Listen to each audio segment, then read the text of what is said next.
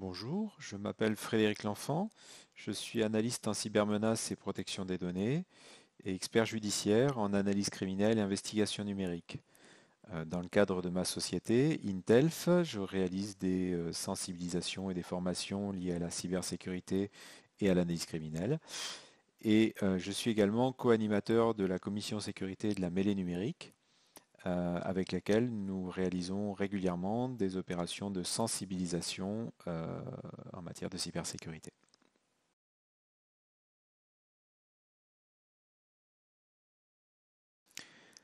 Alors, le concept de cybercriminalité, il est vaste et il désigne voilà, globalement toutes les activités illégales qui sont menées sur Internet et par le biais d'un ordinateur ou d'un appareil connecté.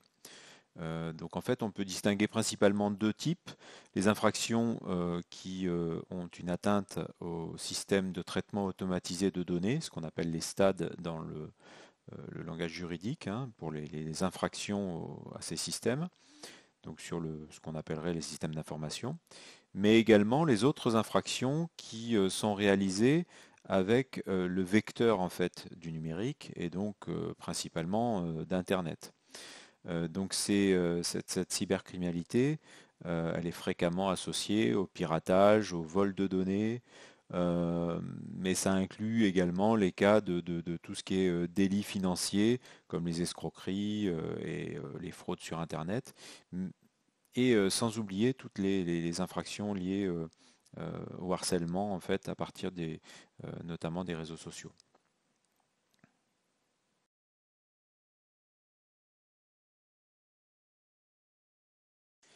Alors, quelles sont les attaques, les cyberattaques les plus fréquentes?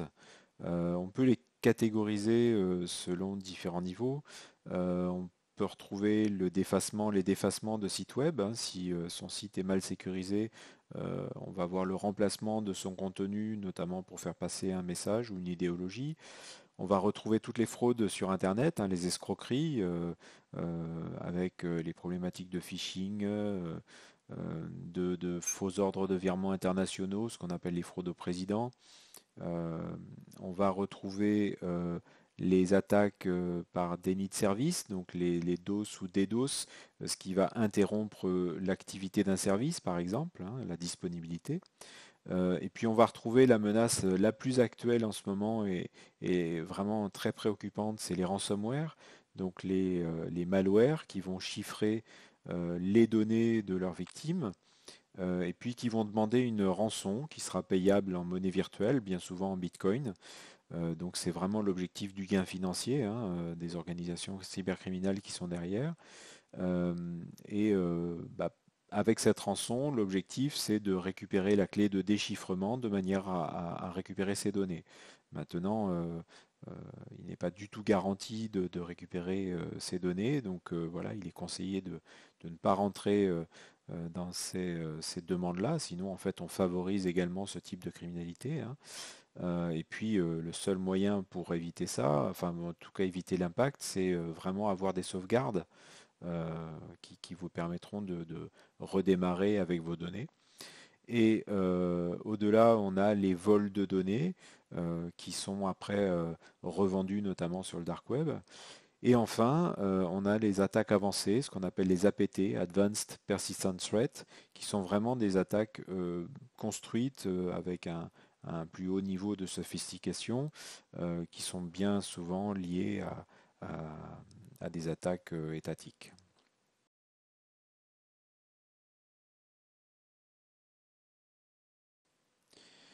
Alors, que recherchent les attaquants? En fait, il y a des motivations qui évoluent selon le contexte, mais on peut parler éventuellement de vengeance, hein, la nuisance, la vengeance, le sabotage. Et puis, en fonction, il y a la notion euh, de, de- de vouloir se mesurer, de vouloir challenger, de vouloir tester des choses. Donc là, on est plutôt sur de la curiosité, du challenge. Et puis, ce qu'on va retrouver généralement, c'est le gain financier, hein. C'est vraiment le plus courant. Les escroqueries ou les ransomware, ça va vraiment être toujours un objectif de gagner de l'argent. Et puis, Au-delà de ça, on va retrouver la notion de déstabilisation, nuire à l'image de marque hein, euh, d'une entité. Donc là, c'est plutôt lié à des problématiques de notoriété, d'activisme, de diffamation. Et puis au-delà, on a vraiment l'idéologie, et là c'est également ce qu'on va retrouver notamment sur des problématiques de terrorisme. Et là, on a vu dernièrement encore des sites web qui ont été défacés pour justement faire passer des messages d'idéologie. Et puis en dernier lieu, on est vraiment sur une phase plutôt d'espionnage ou de déstabilisation, d'exfiltration de données. Et là, on est plutôt en lien avec euh, de l'espionnage économique ou des problématiques de sécurité nationale. Donc on va retrouver plutôt en lien avec les attaques avancées dont on parlait précédemment.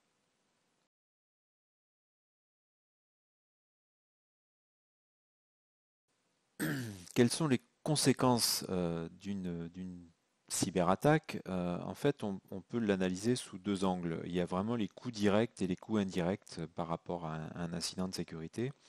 Le coût direct, il est vraiment lié à toutes les opérations qui vont être nécessaires à la résolution de l'incident. Donc les problématiques de remédiation en fait de compréhension de ce qui s'est passé, donc d'enquête technique, de frais éventuellement des prestataires spécialisés. Euh, tous les frais également qui sont en lien avec la notification auprès des clients potentiels ou auprès des autorités si on est assujetti à un certain nombre d'obligations. Et dans un deuxième temps, tous les coûts indirects qui vont être le résultat, les conséquences d'une perte d'image, des problématiques éventuellement d'augmentation d'assurance par rapport à un incident, la perte de confiance des équipes, que ce soit en interne mais également les clients potentiels, la dépréciation de la valeur de la marque également. Donc voilà, il y a vraiment tout un panel global de conséquences dès qu'on est touché par une attaque, que ce soit dans une entreprise, mais même à titre privé. Bien souvent, on peut avoir des conséquences liées à des escroqueries, donc l'utilisation frauduleuse de son compte bancaire par exemple, et également à titre privé, ce qui arrive régulièrement, c'est l'usurpation de son identité qui peut avoir des conséquences très importantes après pour sa vie privée, étant donné qu'on peut retrouver des gens qui vont ouvrir un compte bancaire sous votre nom, qui vont pouvoir utiliser en fait votre identité à des fins malveillantes.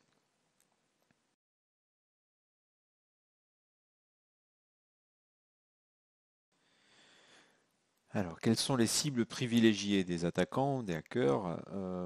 En fait, il n'y a pas vraiment de cible privilégiée. On va pouvoir le considérer selon deux ordres quand même.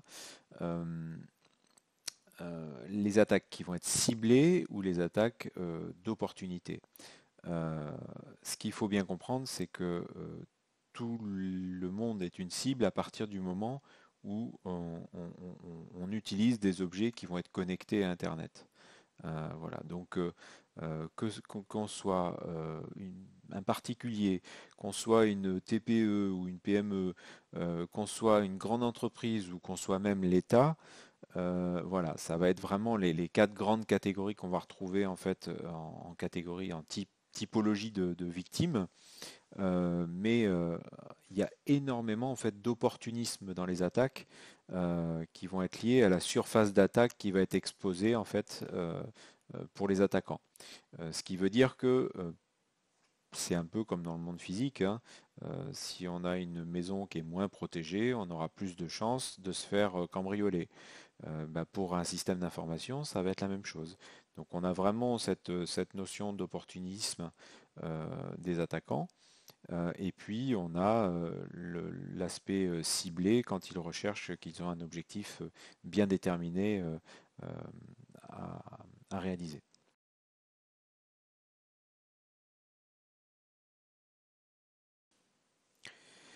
Les réseaux sociaux sont-ils une porte d'entrée aux attaques?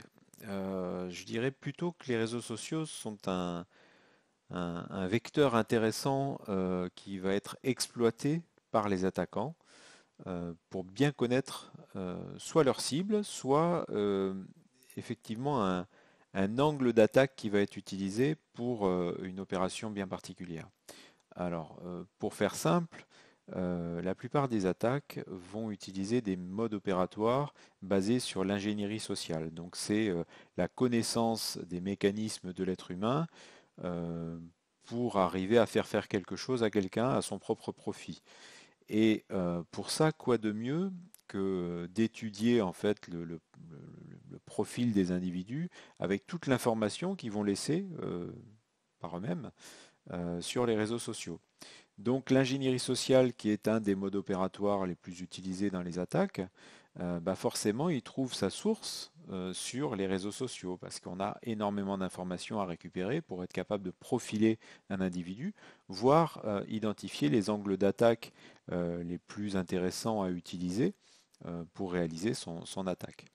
À savoir également que dans les phases d'une attaque, on a la phase de reconnaissance, de scanning, d'exploitation, de post-exploitation, et puis on arrive souvent après à un effacement des traces. Et donc c'est sur cette première phase de reconnaissance qui est réalisée par l'attaquant, c'est bien là où il va utiliser la plupart du temps les réseaux sociaux. C'est pour ça qu'il faut toujours faire attention à euh, ce qu'on va transmettre, hein, ce qu'on va transmettre sur les réseaux, parce que ça peut toujours être exploité à des fins malveillantes. Pour finir avec les réseaux sociaux, il faut bien comprendre également que c'est un bon moyen pour les cybercriminels de toucher un maximum de personnes. C'est pourquoi, au même titre qu'ils vont pouvoir utiliser le phishing par le vecteur du mail, l'intérêt de passer par les réseaux sociaux, c'est de vous attirer vers des sites qui vont être frauduleux. On va retrouver par exemple euh, des faux sites ou des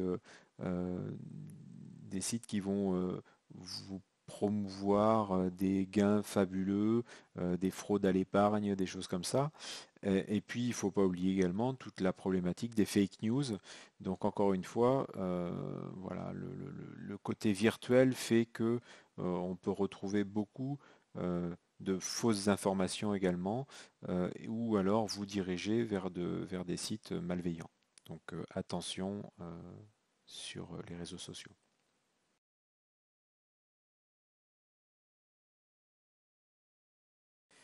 Alors, existe-t-il des moyens pour détecter les fraudes ou des outils? Ben, j'aurais tendance à dire que le meilleur des moyens, c'est quand même l'humain. C'est vraiment, c'est vous qui avez toutes les capacités à détecter à un moment donné quelque chose qui va être frauduleux. Comme on le disait tout à l'heure, c'est souvent dans l'ingénierie sociale qu'on va utiliser le vecteur humain en fait pour déclencher l'attaque. Et du coup, c'est bien à un moment donné où on va se trouver à être, à s'interroger en disant, tiens, c'est pas normal qu'on me demande ça, et c'est vraiment vous qui êtes capable de détecter en fait le moyen frauduleux. Euh, Après, en termes d'outils, il est bien évident que pour sécuriser son poste de travail, il y a la base, hein, les antivirus, les anti-spam. Donc voilà, le minimum vital qu'il faut avoir quand même sur ces outils. Maintenant, encore une fois, je reste persuadé que c'est bien l'humain qui permettra de détecter au maximum la fraude. Si on veut aller plus loin en termes d'outillage, il ne faut pas oublier les capacités également de firewall hein, qu'on peut mettre en place sur ses appareils pour limiter les accès. Et puis, j'insisterai sur la capacité des VPN, donc les possibilités de chiffrement en fait de ces connexions. Et ce qui est particulièrement important quand on doit se connecter à un Wi-Fi public ou pour lequel on ne maîtrise pas en fait la source. Encore une fois, pensez à chiffrer en fait vos connexions.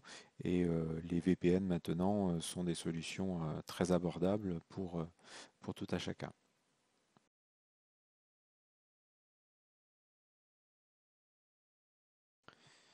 Alors, que faut-il faire pour se protéger? Eh bien, il y a beaucoup de guides hein, qui existent, qui permettent de donner les bonnes pratiques. Je vous encourage vivement à aller sur le site de cybermalveillance.gouv.fr qui fournit un certain nombre de documentaires, de documentation et beaucoup de bonnes pratiques. Hein, vraiment, si tout le monde respectait ce qui est communiqué par les organismes comme l'ANSSI ou comme donc cybermalveillance, voilà, je pense que tout le monde y gagnerait en matière de sécurité. Maintenant, si on essaye de faire un parallèle, parce que bien souvent, dès qu'on parle de cybersécurité, ça fait peur à tout le monde, bah, prenez vraiment l'équivalent de ce que vous faites avec l'usage de l'automobile. Vous avez des fondamentaux à connaître, donc comme le code de la route. Et bien là, c'est des fondamentaux sur les cybermenaces. Vous avez des problématiques de contrôle d'accès, comme bah, vous allez utiliser votre clé de voiture pour verrouiller, démarrer, etc. Et bien là, vous avez des besoins de gestion des mots de passe, de- de- de- d'authentification, de multifacteurs, etc. Donc il y a tout un tas d'outils qui vous permettent de gérer par exemple les mots de passe et qui vous facilitent la vie tout en gagnant un niveau de sécurité. Vous avez également les problématiques de chiffrement, donc c'est être capable de sécuriser ces données sensibles, donc pour les mettre dans un coffre, au même titre que vous n'allez pas laisser vos papiers dans la voiture à la vue du cambrioleur qui pourrait passer par là. Vous avez les problématiques de sauvegarde où bah, ça va être le bon moyen pour limiter l'impact en sauvegardant ces données, l'impact d'un incident. Bien, en analogie, c'est le principe de l'airbag ou de la ceinture de sécurité qui va vous permettre de limiter euh, les, euh, les dégâts si vous avez un accident. La problématique des mises à jour pour comme vous faites des entretiens, des vidanges, vous allez changer les pneus parce qu'ils sont lisses ou les freins parce qu'ils sont usés, eh bien, dans l'informatique, la mise à jour, c'est ce qui va permettre de garder vos systèmes ou vos applications en état de marche. Et donc, qui va limiter la surface d'exploitation euh, qui pourrait être utilisée par les attaquants. Et puis, vous avez tout ce qui est, comme on l'a vu tout à l'heure, l'ingénierie sociale, c'est-à-dire être capable de reconnaître ou de détecter des phishing, des fraudes, donc détecter quand on vous demande de faire quelque chose qui va servir en fait à l'attaquant. Ben là, c'est l'analogie avec la reconnaissance d'une situation dangereuse. Quand vous voyez un virage qui est dangereux ou la route qui est glissante, ben vous allez ralentir. Pour l'informatique, c'est pareil. Et enfin, comment réagir? On apprend généralement les premiers secours en cas d'accident. Pour l'informatique, il faut être capable d'avoir quelques bonnes pratiques de réponse en cas d'incident. Voilà, donc vous voyez bien qu'il y a beaucoup de choses que vous faites naturellement sur des situations quotidiennes parce que vous l'avez appris. Autant le faire de la même manière avec l'usage du numérique pour naviguer sur un réseau de manière sécurisée comme vous naviguez sur un réseau routier en respectant les règles.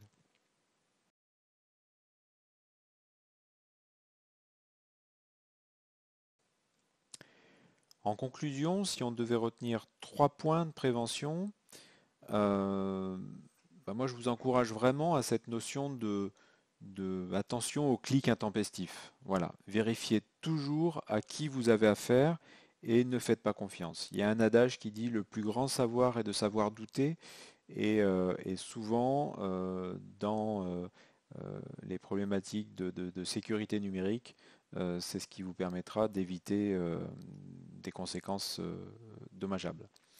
Le deuxième point, ça serait mettre à jour ces logiciels, ces appareils, parce que c'est vraiment l'élément clé qui va vous permettre de réduire votre surface d'attaque.